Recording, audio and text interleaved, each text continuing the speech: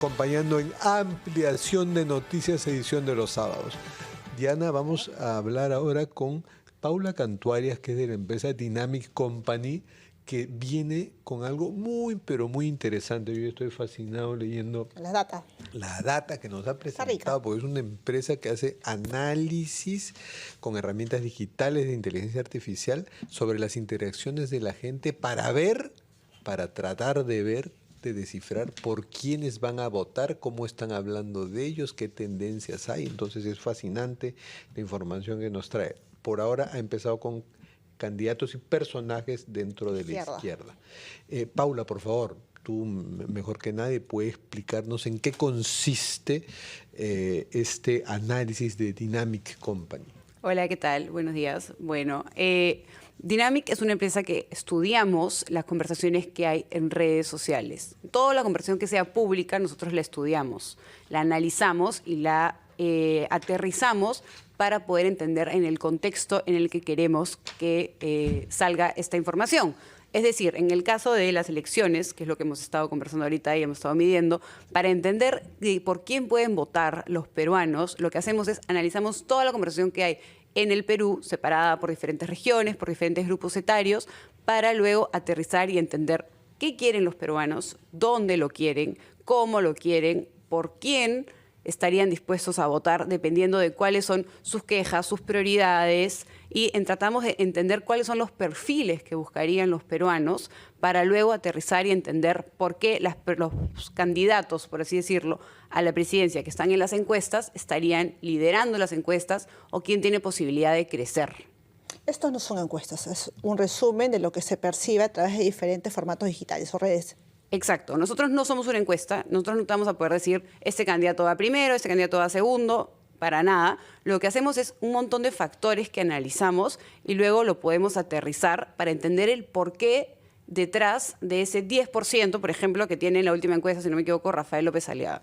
Y para eso lo que hacemos es entender quiénes están conversando sobre Rafael López Aliaga, si son hombres, si son mujeres, si son jóvenes, si están en el norte, si están en la sierra, si están en el oriente, si es que están en Lima, en qué distritos de Lima está la conversación, y luego la aterrizamos a qué narrativas tienen las personas sobre, en este caso, imagínate, Rafael López Aliaga o sobre Keiko Fujimori, claro, o el candidato que queramos medir. En ese sentido es mejor que una encuesta, porque la encuesta no te dice cuál es la narrativa detrás. Acá sí, porque ustedes analizan los mensajes de esta gente que está dándole un like a algo relacionado a un candidato o diciendo por qué no le gusta, ¿no? Y en ese sentido, aquí nos han presentado una muestra para, ¿no?, que empecemos a paladear, interesantísima, fascinante, donde además ya se puede sacar una conclusión de por qué unos candidatos se habla más de ellos en una red social que en otra. Por ejemplo, de Martín Vizcarra, que no es candidato, está inhabilitado, pero su hermano muy probablemente va a recibir el endose de sus votos. Todos lo asociamos con TikTok por sus famosos TikTok, pero sin embargo se habla de él mucho más en Twitter que en TikTok. ¿Qué puede significar eso? Eso puede significar de que Martín Vizcarra, si bien él mueve mucho la plataforma de TikTok, es una persona con muchísimo alcance y hay mucha conversación sobre él, que no necesariamente la motiva o la mueve él. No solo estamos hablando de sus lives, sino vemos que en Twitter se habla mucho de él. Puede ser también mucho rebote de los medios, muchos medios de comunicación hablan sobre Martín Vizcarra, puede ser mucho rebote de las personas que están de acuerdo con él, que simpatizan con él. Hay otros grupos que lo rechazan. Entonces, para entender por qué él es muy fuerte en esa red social, tenemos que luego hacer un microsegmento, es decir, entender quiénes están hablando de él en Twitter, pero por cómo ejemplo, están hablando de él. Hay una idea que el candidato que gana la presidencia no va a ser por el Twitter, porque el Twitter es muy debate de burbuja. Son otras redes sociales como de repente YouTube y otros, donde está la prensa alternativa, medios alternativos, donde allí son esas corrientes subterráneas que ahora no estamos detectando y donde pueden poner al candidato, ¿no? Sí, hay muchos candidatos y en la muestra que les compartí que tienen bastante alcance en YouTube porque son candidatos que están paseándose, por así decirlo, en diferentes programas de streaming o que participan en programas que se pasan en vivo. Eso también podría ser relativo, ¿no, Paula? Porque es un momento en el que hay potenciales candidatos que están buscando proyección mostrarse en diferentes plataformas de redes sociales o en diferentes espacios de comunicaciones para exhibir sus propuestas. Es decir, esto no es determinante a la hora de saber a quién prefiere o por quién tiene más empatía la gente. No, definitivamente no. Ahorita, empezando que todavía faltan varios meses, no es un resultado, por así decirlo, que podamos decir, ok, en unos meses se va a ver así. Pero sí es importante también entender dónde están llegando la conversación sobre diferentes candidatos para que estos candidatos puedan también saber en qué plataforma tienen que enviar mensajes, dónde están las personas que conversan sobre ellos. Pero más que la plataforma donde se conversa sobre el candidato, lo más importante es entender las narrativas que hay detrás de ellos. Antauro Humala, por ejemplo, que no es candidato, también habilitado, pero también va a tener una influencia recomendando votar por alguien. No, él podría también, si no me equivoco, participar en el Senado. ¿No puede participar en el Senado? No. En el caso de él, no. Él está, sí, tiene algunos impedimentos por sus sentencias, eso lo inhabilita. Participar en el Senado, ok. Sí, exacto. En el caso de él, ¿qué han arrojado los estudios? Antauro Humala nosotros lo estuvimos midiendo durante todo el año pasado, antes de que se ilegalizara su partido, y vimos que era una persona que, como tenía mucha campaña física, que se había recorrido muchísimas regiones en el Perú, tenía mucha simpatía, las personas estaban de acuerdo. ¿Y por qué? Porque tenía una narrativa muy radical que estaba calando con la necesidad de la población de tener una respuesta firme hacia todo el tema, por ejemplo, de la corrupción. Y él tenía una narrativa bien agresiva y bien radical en contra de la corrupción, y muchas personas simpatizaban y decían, él es una persona que va a solucionar este problema que tenemos todos los peruanos. Luego de que se ilegalizara su partido y la campaña de él definitivamente bajara en fuerza, por así decirlo, y luego también muchos de sus adversarios políticos y muchos también medios de comunicación pusieran en evidencia que la sentencia de Antauro Humala y verdaderamente quién es él, se desinfló, por así decirlo, en redes sociales y bajó mucho esa simpatía. Él tuvo casi 50% de comentarios que simpatizaban con él y ahora, si no me equivoco, están casi 25% de comentarios que simpatizan con él. ¿Se logra analizar si esto es regional, sectorial, territorial? Sí, lo que nosotros hacemos es lo segmentamos por diferentes regiones. O sea, pueden geolocalizar las interacciones en las redes. Exacto, y vemos, por ejemplo, ahorita hemos hecho un estudio para entender los jóvenes en el Perú que quieren en las próximas elecciones. Y hemos visto que los jóvenes en el sur también están hartos del tema de la corrupción. Y los jóvenes de Lima también están hartos del tema de la corrupción. Pero los jóvenes del sur lo interpretan como quieren algo radical. Y todavía hay un como llamado a una asamblea constituyente en el sur.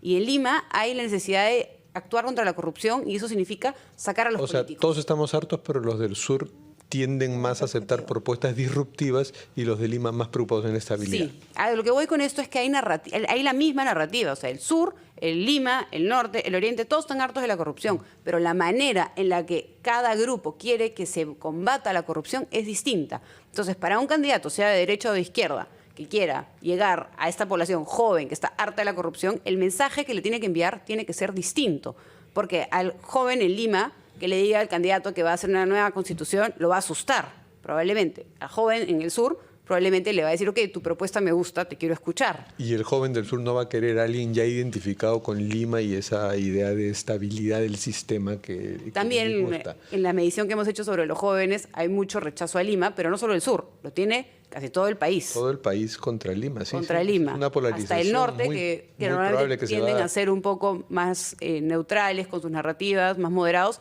También hay mucha conversación de los jóvenes hartos del centralismo que tiene Lima. Entonces es importante entender que es la misma narrativa, pero en diferentes contextos. Y con esta herramienta lo que capturamos es qué están sintiendo cada una de las regiones, cada grupo de edad. Por ejemplo, medimos en muchos casos las madres de familia, ¿no? ¿Qué quieren las madres de familia? Porque es importante también entender, ellos van a influenciar a los jóvenes. Entonces, las madres, ¿qué quieren? ¿Dónde está la conversación? Si está en Lima, si está en regiones, cuáles son sus preocupaciones, para luego poder entender qué candidato podría encajar con este grupo de madres que está preocupada por el futuro de sus hijos. Pedro Castillo también ha sido un personaje que han analizado. Pedro Castillo lo hemos analizado y es el personaje de todos los que hemos medido con mayor simpatía. Nosotros también hemos medido a la derecha hace 2 meses y Pedro Castillo es el candidato, por así decirlo, entre comillas, porque no puede ser candidato a la presidencia, que más simpatía tiene claro, de porque todos. ustedes han medido simpatía, rechazo e indiferencia para cada uno de ellos. Para cada uno de ellos. y luego hemos medido las narrativas. El que más simpatía tiene. ¿En qué tipo de mensaje se refleja, es por ejemplo, Castillo. la simpatía para Pedro Castillo? ¿En qué El hecho de que esté narrativa preso de descansa repente. esa simpatía? El hecho de que esté preso, Pedro Castillo ha logrado lograr una imagen de víctima. La primera narrativa de todas asociada a Pedro Castillo es que él es una víctima de este gobierno, Víctima del sistema. del sistema. Él tuvo un autogolpe, lo ven como un líder del pueblo y todavía hay una narrativa que está un poco más abajo que tiene una esperanza de que Pedro Castillo regrese para completar el proyecto que no pudo terminar. ¿En qué regiones? ¿O esto es...? El 40% de la conversación política en el Perú se da en el sur. Y es donde, por eso es que vemos que hay una tendencia en las narrativas que vemos más hacia la izquierda, porque el sur es más activo en redes sociales. El sur es más activo en redes sociales que otras regiones del Perú. otras ¿Alguna en regiones del particular? Perú. Perdón, ¿alguna en particular? Hemos medido, no hemos hecho todavía un zoom, eso lo vamos a hacer más adelante, más pegado ya a las elecciones. Ahorita lo que hacemos es separamos Lima, lo separamos como si fuera toda una zona, por así decirlo. Separamos Lima, separamos el centro, el sur, el oriente y el norte. Ahora, otro tema que conversábamos en la pausa, porque yo estoy fascinado, porque además de periodista soy sociólogo y es fascinante esta herramienta, que hay un lugar común. Los que han estado en el Congreso o están en el Congreso, como Guillermo Bermejo, Guido Bellido, les va fatal.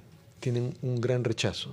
Sí. El Congreso marca, así les pone un estigma a los candidatos. Sí, estar en el Congreso automáticamente les ha restado, tanto a los de derecha como a los de izquierda. Y como vemos en las narrativas de Guillermo Bermejo y de Guido Bellido, las críticas son hacia cómo están actuando en el Congreso. La forma en la que se expresan, las políticas, el tema, por ejemplo, de las AFPs también ha golpeado, si no me equivoco, a Guillermo Bermejo. Entonces, temas del Congreso los han golpeado a ellos. Pero Guido Bellido rechazo 93%. 93%. Lo sentimos, congresista de Bellido te da desahuciado, 93%. ¿Y quién diría, no? Podríamos percibir que el hecho de la liberación de los fondos de FP podría generar, digamos, una percepción positiva de aquellos que votaron a favor. ¿No ha sido así? No, esa medición tiene un corte justo antes de antes del octavo retiro. Sí, fue cuando se aprueba la ley, en el medio entre que se aprueba la ley y todavía no se había aprobado el octavo retiro. De acuerdo. Bien, interesantísimos los detalles de Sí. este análisis. Ojalá Paula, que... nos encantaría seguir conversando contigo, pero acá nosotros por Norte tenemos todavía más invitados y de hecho te queremos de vuelta para seguir conversando Con otros más análisis y con otros personajes. Bueno, muchísimas gracias. Muchas Fascinante gracias. las herramientas de Dynamic Company. Gracias a Paula Cantuarias. Y Diana, nos vamos a una pausa haciendo